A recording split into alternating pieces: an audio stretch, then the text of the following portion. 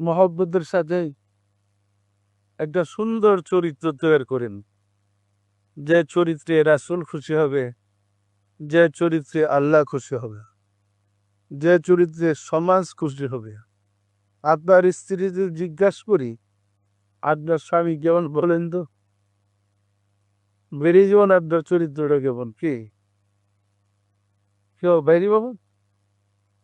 সবচেয়ে বেশি কাছ থেকে দেখে স্বামীকে স্ত্রী, স্ত্রীর সাক্ষী যদি দেয় আপনি ভালো, আপনি আল্লাহর কাছে ভালো। স্ত্রী যদি সাক্ষী দেয় আপনার খারাপ, আপনি আল্লাহর কাছে খারাপ।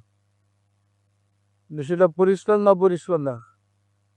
সুতরাং সবসময় আমাদের নিজেদের দোষটা দেখতে চেষ্টা করবেন, তাহলে আমাদের জন্য বেশি উপকার। বলতেছিলাম, আমরাও অনেক ভাই তো একসাথে সাধনা করেছি। আমি কিন্তু মূলত জুনিয়র ছিলাম। আমার সিনিয়র ইমাম সাহেব চৌধুরী বুঝলো অনেক খলিফা ছিল, অনেক খলিফা। আমি তো জুনিয়র, আমি সবার পরে গেছি। কিন্তু সাধনার জীবনে গিয়ে দেখলাম, ওনাদের সাথে বসছি, তরিকা নিয়ে গল্প করছে, আলোচনা করছে, মতের কোনো মিল নেই। ওনাদের সাথে তরিকা নিয়ে যে আলোচনা করেছি, বিভিন্ন সময় বিভিন্ন বিষয়ের উপরে আলোচনা হয়েছে। আবার আমরা আলোচনায় বাবাজানের সামনে গেছি, প্রমাণ করেছি কারটা সত্য কারটা মিথ্যা।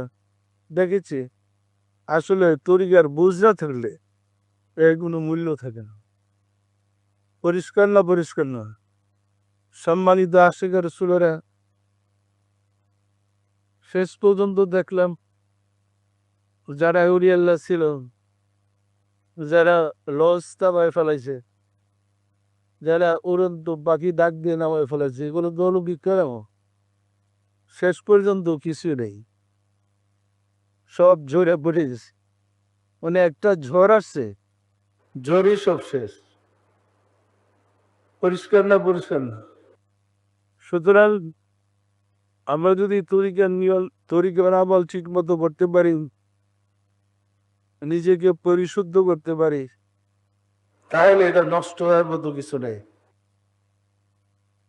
নিজেকে পরিশুদ্ধ করতে না পারলে তাহলে ধরে রাখার কিছু নেই, এমনি জোরে পড়বে।